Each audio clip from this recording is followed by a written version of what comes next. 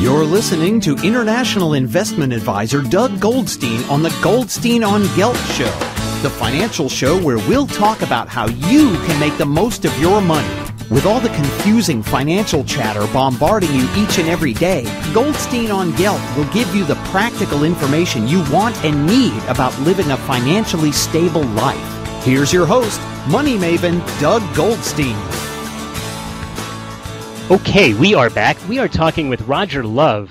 Roger's recognized as one of the leading authorities on voice. He's produced more than 100 million CD sales worldwide, written 3 top-selling books. In fact, if you saw the movie Walk the Line, it resulted in 3 Golden Globe Awards. He's coached people from Jeff Bridges and Colin Powell to Susie Orman in my field and Dr. Laura Schlesinger. Roger, it's a real pleasure to have you on the show.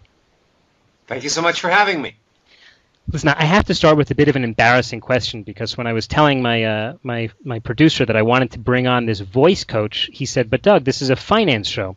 So could you help me out to explain to him why should I interview a voice coach on a business show?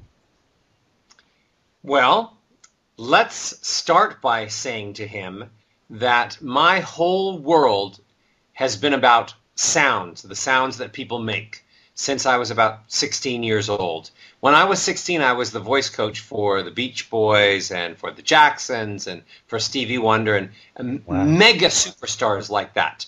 And literally, as a singing voice coach, my job was to help get whatever sounds they needed out of their mouths and to their audiences, to on the records or on CDs or in performances. And those people might be performing to 15,000, 20,000 people, maybe millions of people with their art of singing. And I really stayed true to being a singing teacher for many, many years. But very, very famous speakers started coming to me. And they said they were having problems with their voices, they were losing their voices, they didn't feel like they were communicating with their audiences in the best, most effective way.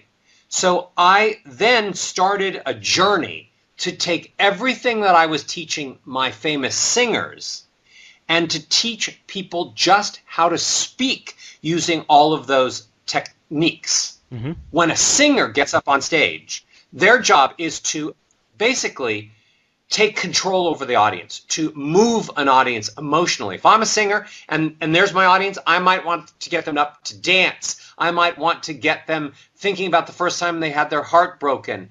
I have some control over their perceptions and their actions, clapping, standing, dancing. But most importantly, I'm trying to influence them, okay? I'm trying to take them on a journey of that I've pre-decided I'm going to take them on. So the same thing is actually true with speakers. And what happens is, if you think of speakers, if you think of financial planners, if you think of doctors and lawyers and teachers as performers, because when they open up their mouths, their audience of 1 or 2 or 10 or 50, that's their audience, and they are public speakers. They are actually performers because it's still sound coming out, and they're talking to people. If your dog is your audience, he's your audience. If your client is your audience, they're your audience. And you are responsible for the sounds that are coming out and for what people are thinking about you based on those sounds. There have been incredible statistics since the late 60s that talk about when you and I have communication, what makes you believe the things that I say. Mm-hmm. And the statistics say that only about 7% of the words that I use influence you to believe what I say as true. But that 38% of whether you believe anything I say has to do with the tonality of my voice. No kidding. The pitch, the pace, the tone, the melody of my voice is making you almost 40% believe or not believe everything that I'm saying. So when you're talking to a client or you're talking to your sea of listeners on your show, 40% of whether or not they have any interest at all in what you are saying and whether or not you are influencing them and whether or not they are believing you has to do with tonality. And who's great at tonality? Singers. Mm-hmm. So why shouldn't we learn everything that singers know about tonality so that when I open my mouth, when you open your mouth, when your listeners open their mouths, they have so much more control over what people are thinking. When I speak and you don't know me, you're immediately making value judgments about me. You're saying, is he intelligent? Is he someone that I want to spend time with? How much money does he have in the bank? Is he married? What's his portfolio like? Should I be his financial advisor? Do I not want to be his financial advisor because he spends all his money on sushi? There are a million things you're thinking about, and you're making judgments about me, and you don't know me. So it is to my interest to be in control as much as I can be of making you decide things about me that I'm in control of. If I want to make you think that I'm the funniest guy in the world and I can do it, more power to me. If I want you to think that I'm the most financially successful guy in the world and you should listen to my advice, more power to me. And I create tools to help speakers learn what sounds are influencing people positively and what sounds they're making are influencing them negatively, and they need to get those out of their sound vocabulary. Okay, so we'll talk about those tools in a few minutes in the second half of the show. We're talking to Roger Love, who is a singing and voice coach. Amongst his clients include the Jonas Brothers, Eminem, the Beach Boys, and the Jacksons from quite a while ago, Def Leppard and Motley Crue, and it just goes on and on. But he's also worked with a lot of people like Tony Robbins and John Gray. We mentioned earlier Susie Orman, people who are out there in the business world. Roger, I'd like to understand, a lot of times when people tell you that you have to be a good speaker, the critical thing is having a good speech writer or having a good sound, a good microphone. Isn't that really more important?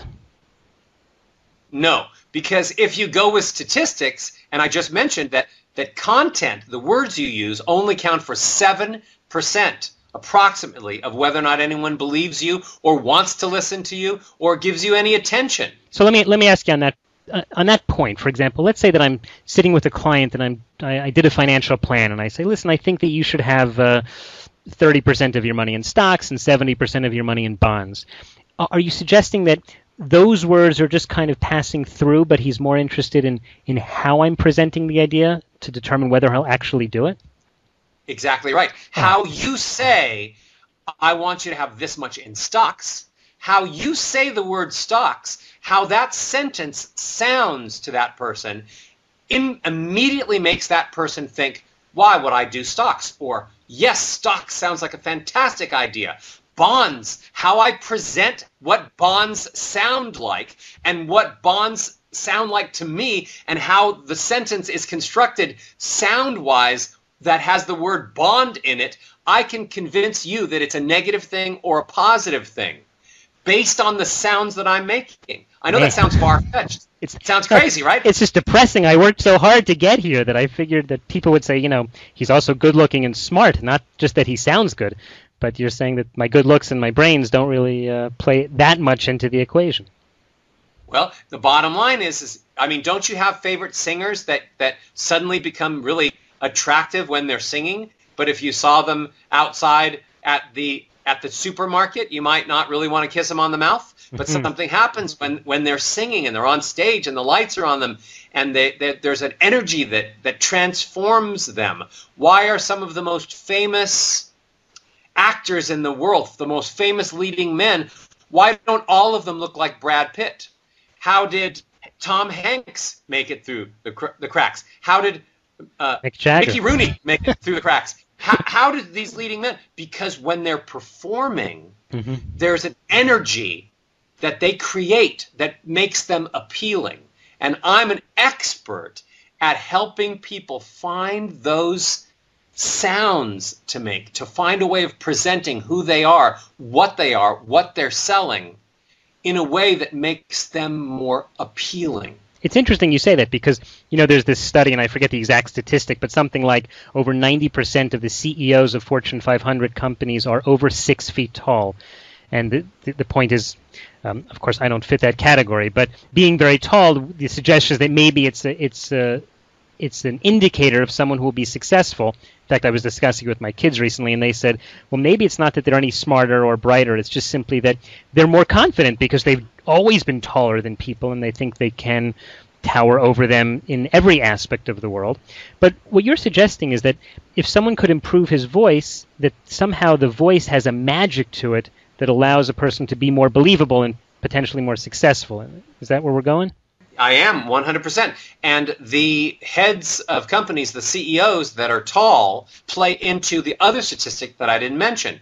55% of whether or not someone perceives you as believable is physiology. So they look at someone who is tall, and they, without them saying a word, they're immediately addressing in their own mind that that person might be strong, that that person is powerful, that that person is bigger than life. Mm-hmm. But how many tall people and athletes and strong people have the puniest voices? What's that soccer player?